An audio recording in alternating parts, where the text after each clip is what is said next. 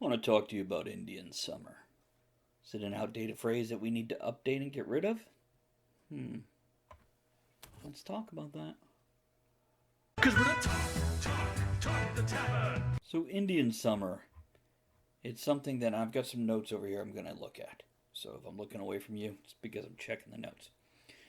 The notes I'm using is actually from atlasobscura.com, which is a great website, all kinds of travel information, different things. It's great stuff. And if you get bored of what I'm saying, you just watch the cats. They'll keep you amused. So, way back when, in the 19th century, a guy named Albert Matthews, out of Boston, spent 12 years finding where Indian summer came from. Okay? Went all the way back to the 1600s searching. Earliest he found is 1790s. That's when it was first used. So there we go. And we called it Indian summer because we thought initially when we landed on this continent of North America that it was India and that the natives were Indians. That name has stuck. Recently, becoming a little more culturally aware, sensitive, however you want to phrase it, we decided let's call them Native Americans. Okay. So, why do we associate that with them? Well, perhaps because they were better at predicting weather than the white man. Mythology. We don't know. Doesn't actually have a definitive reason that we've found. So anyhow, can we call it something else? Is it time to change it? Well, I'm not going to discuss the socio-political implications of why we should discuss this and why we should change this. Instead, I'm going to point out some other things.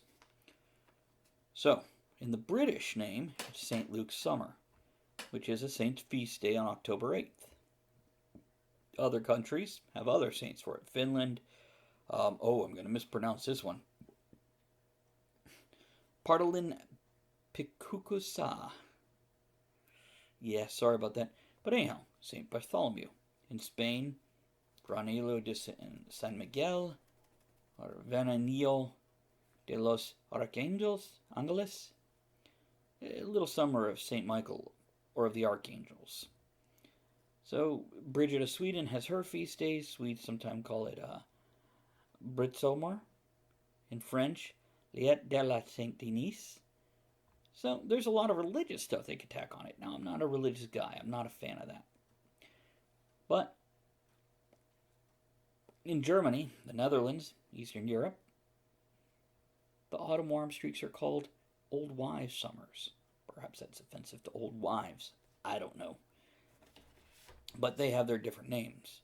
The one I really like, Sweden has Raveling Sommar, Badger Summer. Badgers have the last chance to restock their stuff. Now perhaps we don't have enough badgers around here. In Brittany they call it the Summer of Ferns. The Dutch call it Crane Summer. My favorite, actually, suggested by this very same article, is Gossamer. It's also associated with the autumn warm spells. And they think it either comes from goose summer or ghost summer, a Scottish word that plays on the passing of summer, and also the glossy spider webs that are found this time of season. I walked through 2 of them in my front yard today.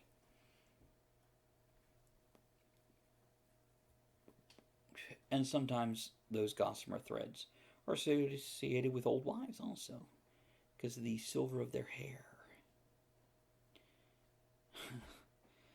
They also note in here that in Turkey, they call this time of year Pastirma summer, because it's perfect for making the cured salted meat called pastirma, which gave pastrami its name. So, there's Atvasara and Latavia. Dutch use Nazomer, which both mean late summer. So, call it a second summer. Do we really need to call it an Indian summer? Let me know in the comments. Subscribe to the channel. Let me know your other thoughts on the other things.